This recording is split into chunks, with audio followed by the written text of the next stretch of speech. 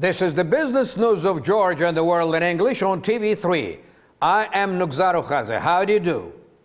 On the initiative of the Georgian government, a conference was held at the Hotel Radisson Blue Ivaria.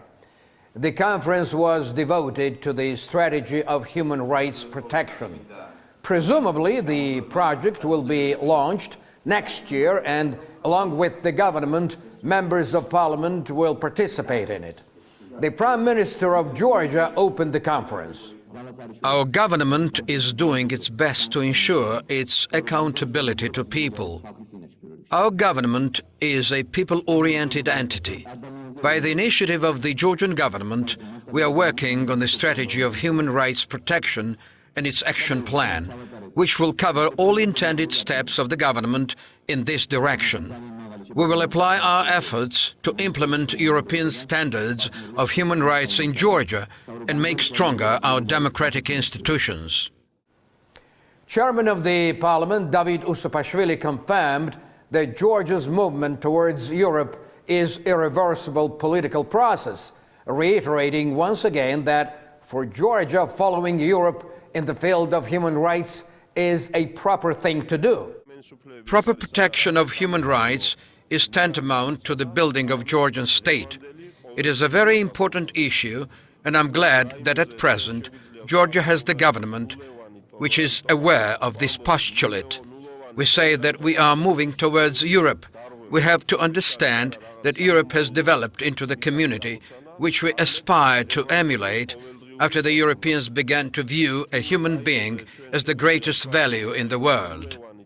Our Western friends and councillors are working hard together with their Georgian colleagues to approximate our national standards of human rights protection to those of Europe. Thomas Hammerberg, Special Representative of European Union for Human Rights Issues, and representatives of non-governmental organizations attended the conference. Thomas Hammerberg said that in Georgia there were problems of judicial system and public procurator's office. Prisons were overcrowded and inmates were subjected to violence. We have to analyze these things in order to outline our future strategy. We have achieved comprehensive improvements in the penitentiary system, but there remains the institution of so-called thief-in-law, which controls the situation in prison, concluded Hammerberg. Well, if this weird term, which has become a household word in our law enforcement system, needs any further interpretation on my part, I can remind you that the thief-in-law is a literal translation from the Russian language and is part of the Soviet prison lingo left over in our present-day reality from those bizarre Soviet times. It means like Lord of the underworld, in other words, kingpin of the prison. Was this good enough an explanation? Okay. Political relations, integration in European and Euro-Atlantic structures, geopolitical environment of Guam, prospects of sectoral cooperation, global challenges, and joint actions. These were the key issues that have been discussed at the 6th session of Parliamentary Assembly of Guam. This acronym is made up from the initial letters of the 4 member countries. G for Georgia, U for Ukraine, A for Azerbaijan, and M for Moldova. The session was attended by the delegations of the member countries, plus Poland, Latvia, and Estonia. The Parliamentary Assembly adopted 2 documents. One of them is Communique, which is a working document of Guam member states.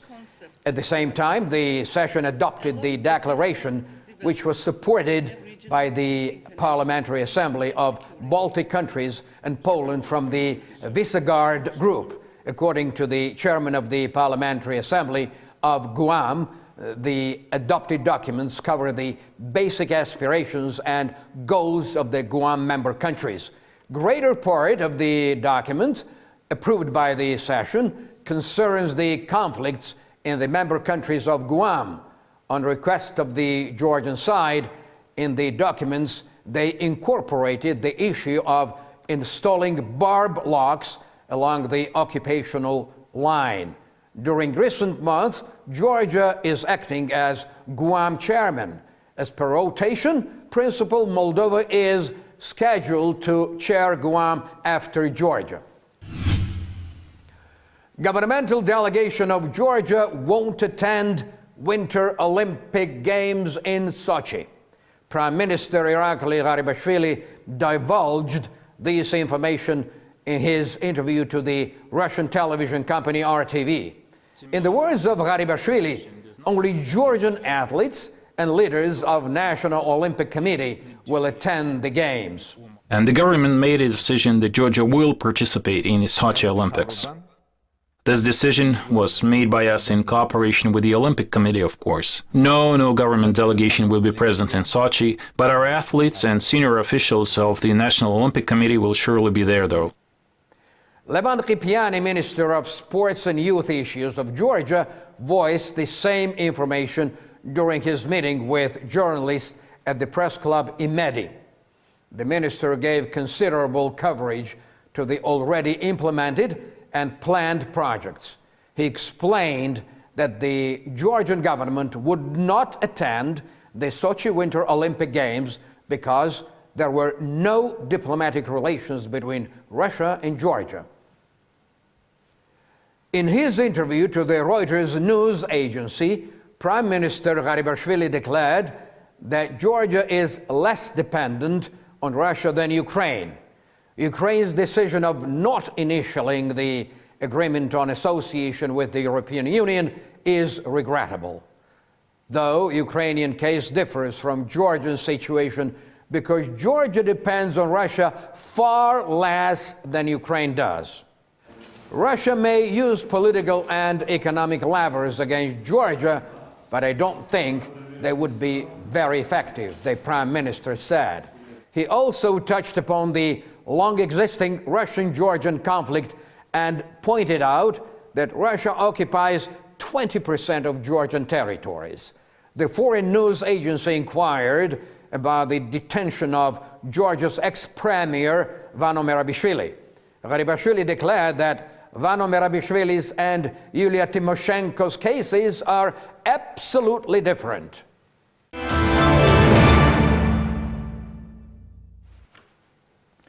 Alexandre Chikaidze, Minister of Internal Affairs of Georgia, met with Philip Dimitrov, Ambassador of European Union in Georgia. It was a get-to-know meeting. They discussed the issues of agreement on association with European Union, visa liberalization, process of realization of action plan, and current and future cooperation with European Union. They also analyzed the situation along the occupation line and other current processes.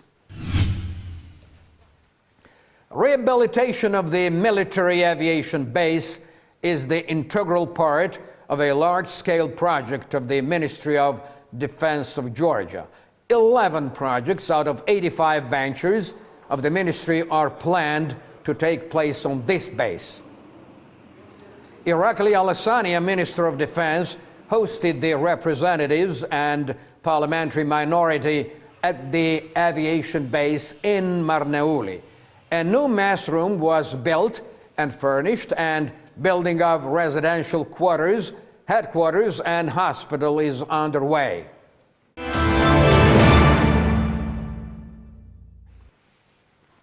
According to Nodar Khaduri, Minister of Finance, mass disorders in Ukraine may affect Georgian export to Ukraine. In the words of Khaduri, Ukraine is one of Georgia's major trade partners. However, the finance minister believes that expected cut down of Georgian export to Ukraine will not influence our overall index seriously, since Georgia has diversified export markets.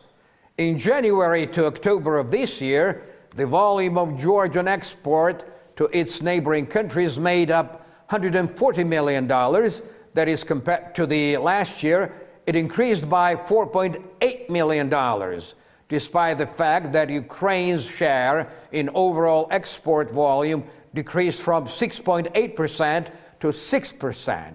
The Minister of Finance also touched upon the likelihood of Russian embargo on Georgian goods in the period of initialing the agreement on association with the European Union by our country up to the moment of signing the document.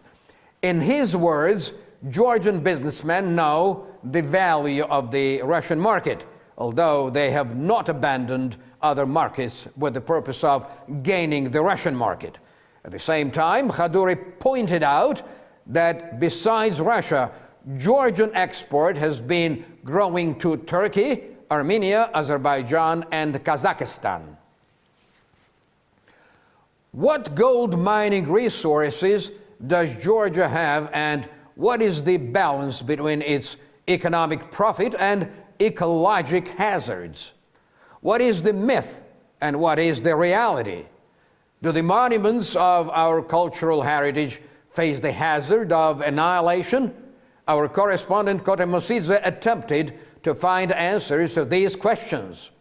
The well-known Hellenic myth about the Argonauts tells the story of Greek hero Jason, who pinched the golden fleece from the kingdom of Colchis.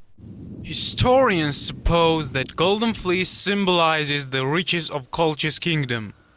There is another version that the secret technology of gold mining and its processing was inscribed on the actual sheepskin.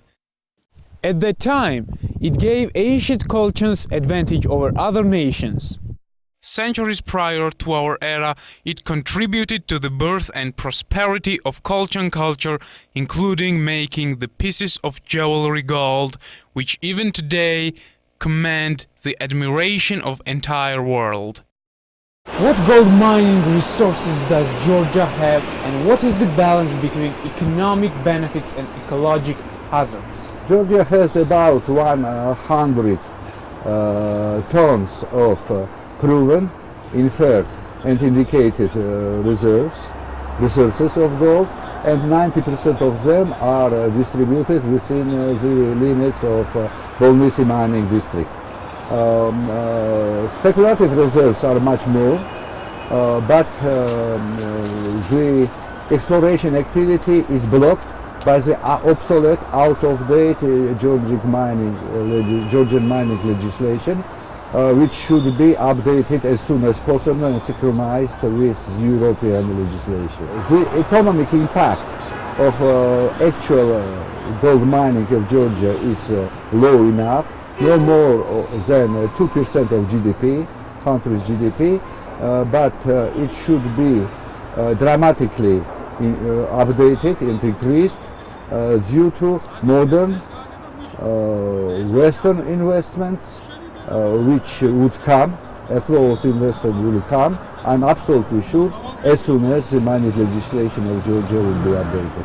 In the southeast region of Georgia, at the border of Bolnisi and Manisi districts, a small mountain of Saktrisi Qachagiani overlooks the area.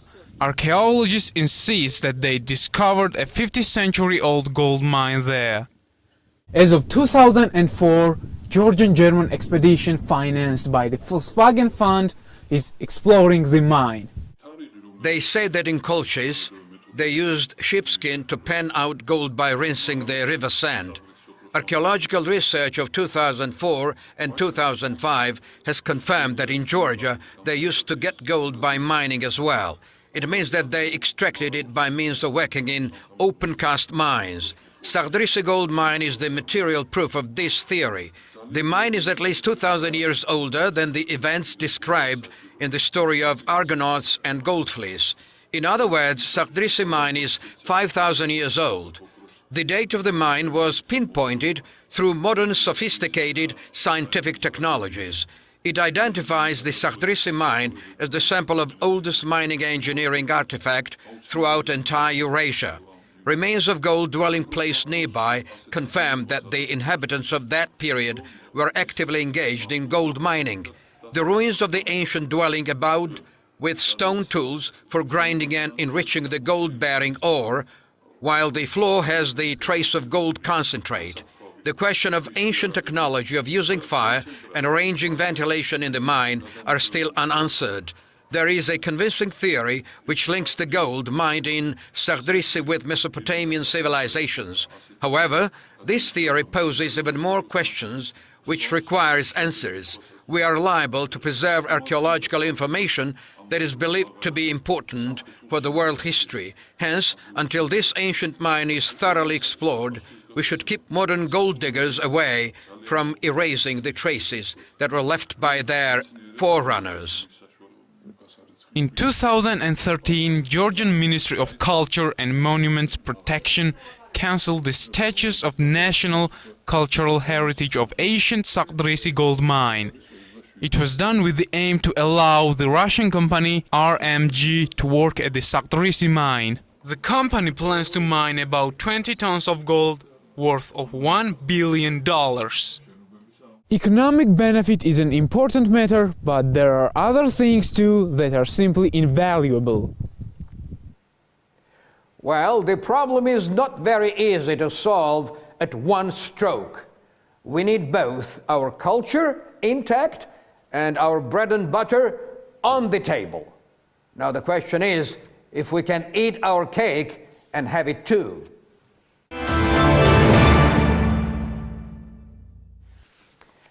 On the initiative of the Ministry of Health, Children's Oncology Department will be established on the basis of one of the clinics. Apart from donations of private sector, the country's budget will allot 20 million lari to this end. In this connection, the Minister of Health of Georgia and representatives of Children's Hospital of Harvard and Farber Cancer Center had one of their regular meetings. On the basis of mutual agreement of the parties, a special document will be drawn up on the development of modern infrastructure of children's oncology in Georgia. We intend to set up a department that will treat children's oncologic diseases. We will create a model private and state partnership, where the state will undertake to furnish the department with needed equipment, and our partners from the Medical School of Harvard and Global Holding will ensure proper training of medical staff. So we have been working with different local teams and with the Ministry of Health to evaluate, do a needs assessment, and then provide some recommendations for the future. Within the framework of cooperation, the relevant medical staff will be trained, which is extremely important for running the department in appropriate fashion. About 80 servicemen of the National Guard of Georgia donated blood to help children ill with leukemia. They joined the action Donate Blood, Save Life. The blood donated by the Guardsmen was transferred to the blood bank of the Iashvili Children's General Hospital. Different subdivisions of the Georgian Army actively participated in the charitable action.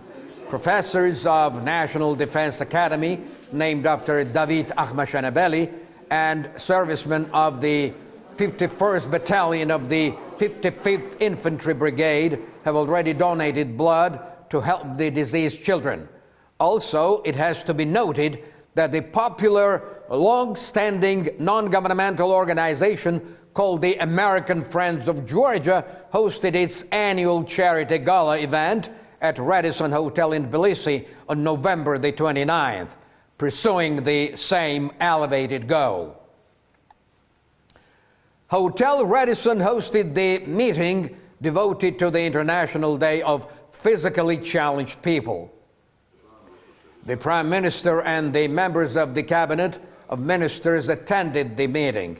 According to Prime Minister Irakli Garibashvili, 2014 will be the year of physically challenged people.